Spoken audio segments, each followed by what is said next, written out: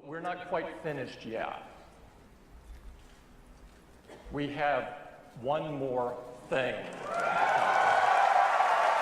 Apple has launched its new iPhone 6 and iPhone 6 Plus smartphones, alongside the much-anticipated Apple Watch, the company's first original product since the iPad was launched way back in 2010.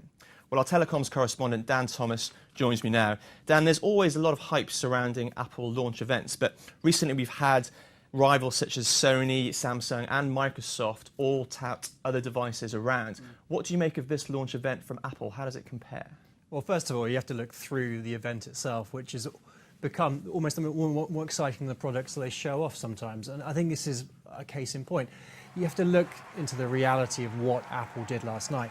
They produced two new phones, a smartwatch, and perhaps most excitingly, a sort of mobile payment structure, which I think in years to come will be the thing that people most remember. Not the two devices, and certainly not their first attempt to do a wearable.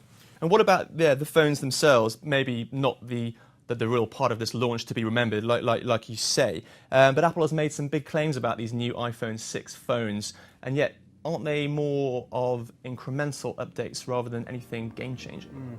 Well, they're undoubtedly better than the last set of phones they launched, but this is a similar refrain from all the manufacturers, really. They always come out with something slimmer, faster, bigger. In Apple's case, their first move into the phablet market.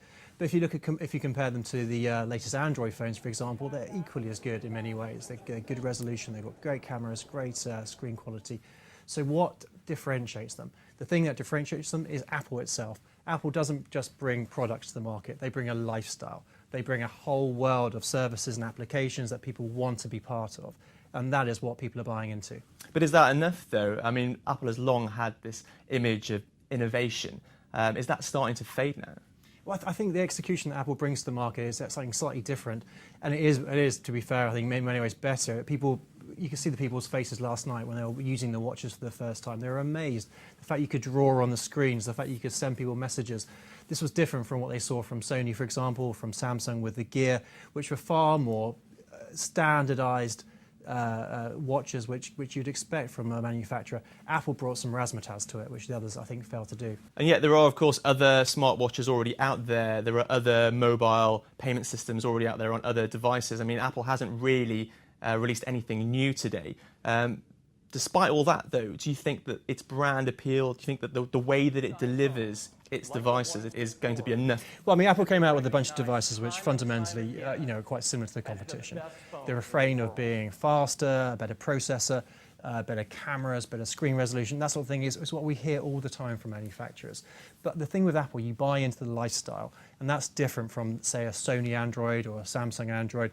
You're buying yourself into the Apple ecosystem, and for people who are already in Apple particularly, that's very enticing. They can upgrade their phones into the latest version, which finally competes with the big guns from Asia. And at the same time, they've got this mobile payment system, which offers Apple a really good opportunity to get into a whole new market. OK, Dan, we'll have to leave it there. Thanks very much. Thank you very much.